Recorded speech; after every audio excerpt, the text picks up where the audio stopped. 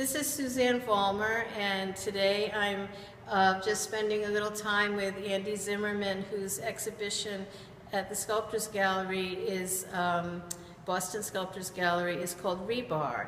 And so what I see in this is a lot of feeling of the neighborhood, how there's so much change in SoA and so much building, that it really identifies what I'm seeing outside, this like rush to build, but also a sense of excavation.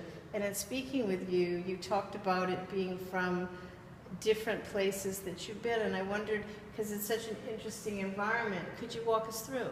Absolutely. And talk about it a little bit as we go?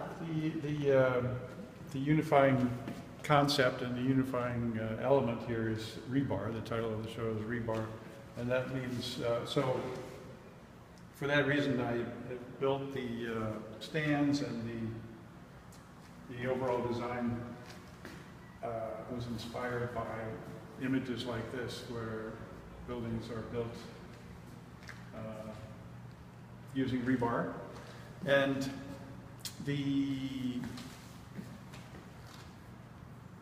I've been looking at buildings and enjoying photographing buildings under construction for quite a while, and it starts to build up a kind of emotional significance for me as far as my awareness that buildings have a lifespan. We all cope with seeing images of buildings that are damaged, destroyed, at the same time as we're seeing new buildings being built all the time. So in some ways the building has a life the way humans have a life and lifespan, and that's what I was interested in capturing.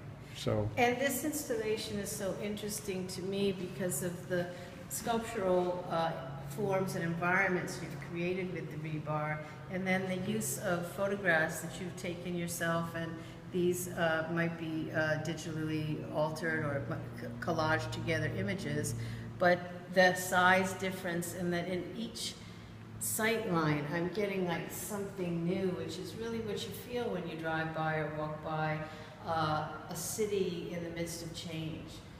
So that was interesting to me too. I did try to create a sense of traveling through a city, and yes, often buildings seem like they're too close together, probably for economic reasons, driving the decision making about cities.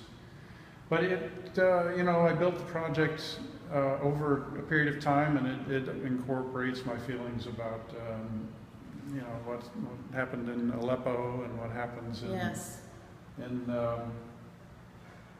around the world. A lot of human experience is written in the buildings, the history of the buildings, and so whether it's their deconstruction or construction. Image, a section of the building is taken away, and we see the traces, what's left behind. Yeah. Of a staircase and of fireplaces, and then there's the beginnings of a new building down below. Mm-hmm.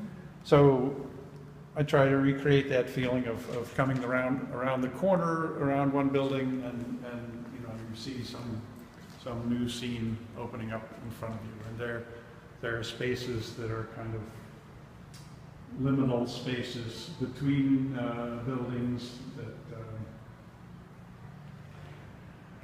represent life and light.